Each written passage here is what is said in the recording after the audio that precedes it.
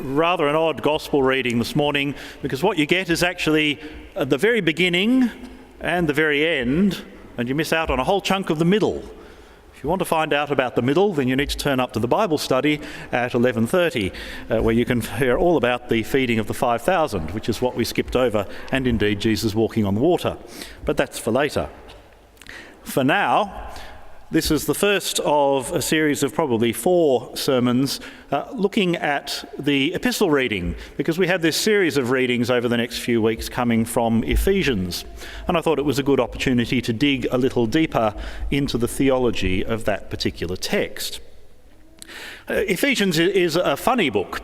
It's Pauline, but it's more sort of school of Paul than written by Paul himself. At any rate, it's certainly late Paul. And the tone that it takes theologically is different, more developed than, say, the Paul of the letter to the Romans or of the letters to the Corinthians and so on. What we have here is something more highly developed, more nuanced, and also something that's in a different kind of context. The early letters that Paul writes, he's writing largely to communities of people who are very familiar with Judaism. Even the Gentiles in those communities were Gentiles who had been Judaicized, who knew something of what Judaism was about. By the time we get to the letter to the Ephesians, we're dealing less with that sort of community and more with a church that is composed of Gentile Christians whose contact with Judaism has been limited, at least certainly not on the scale of those, for example, who may have been in Rome. So it's different. It's also, like I say, a bit more developed, a bit more second generation, and as such, what happens in Ephesians is that Paul the writer takes a number of Pauline concepts and pushes them in some slightly different directions.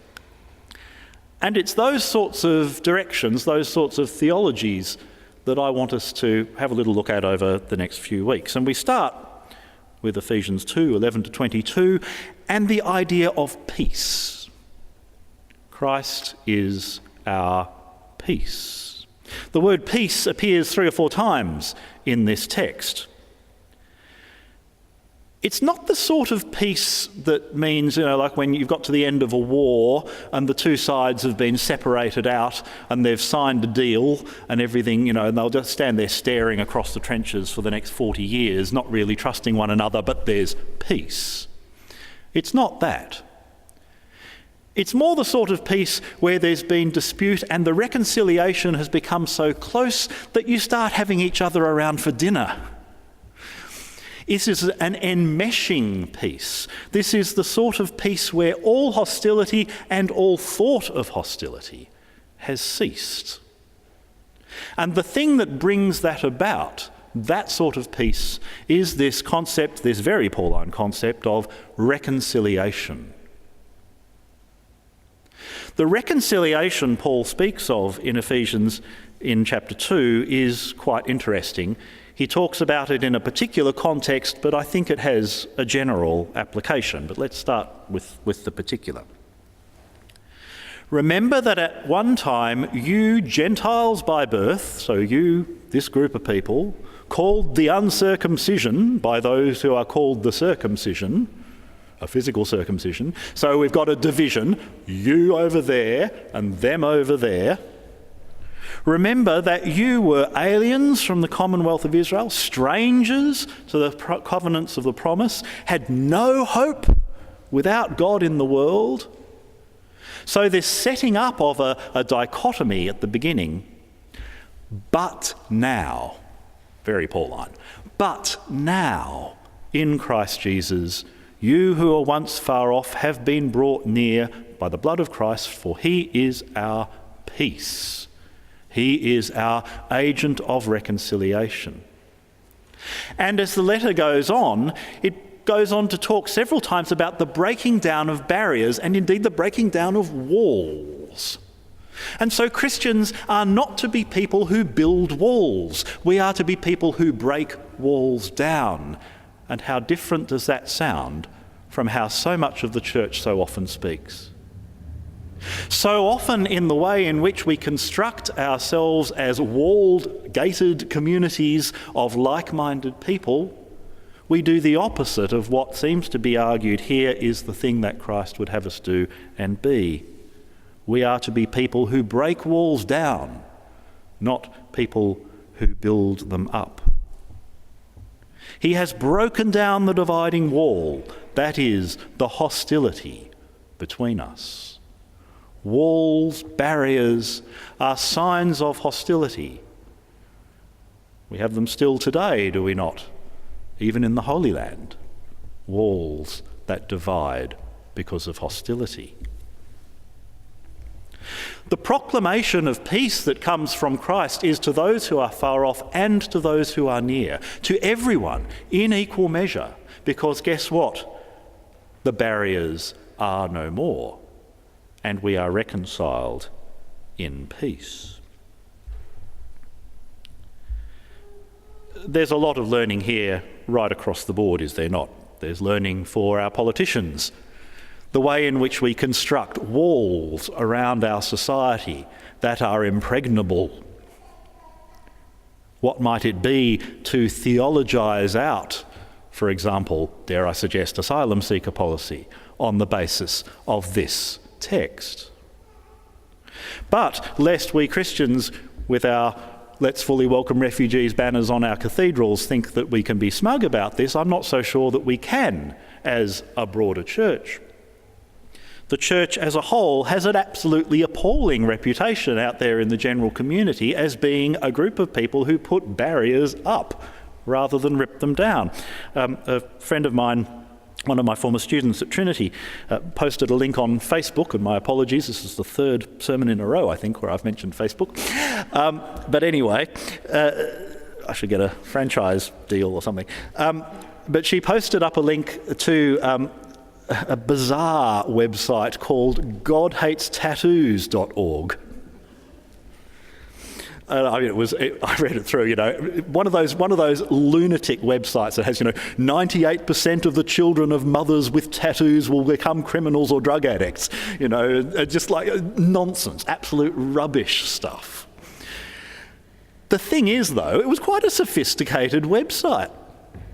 And I thought this is interesting, and so I typed in, God hates. What comes up next? It's a scary list.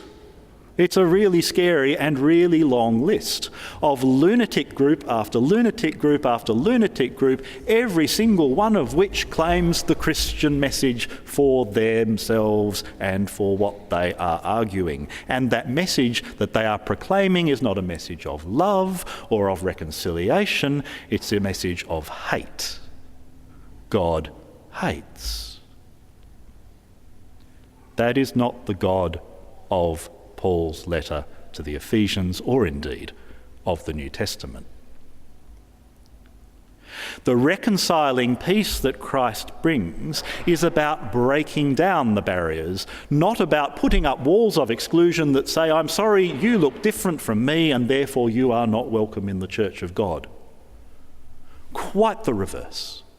Quite the reverse is what is spoken about throughout the New Testament witness, but very particularly in the passage that we've heard read today.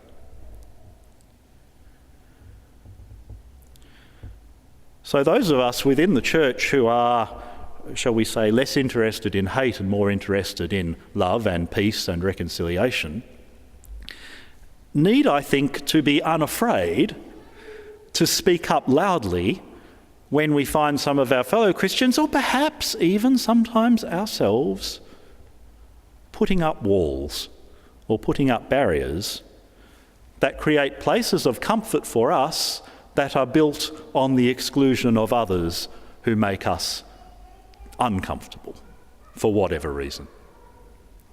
Searching within ourselves to find out who we are as people practicing this kind of mission can be challenging.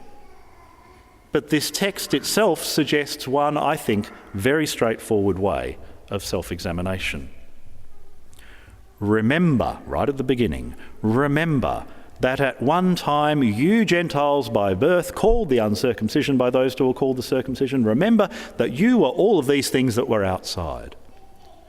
Every single one of us, if we dig deep, maybe even not terribly deep at all, can think of ways in which we have at some point in our lives been excluded, at some point in our lives been on the other side of the wall, at some time in our lives felt unwelcome, yes, even in Christian contexts. Each one of us can think of those times when we have been the other.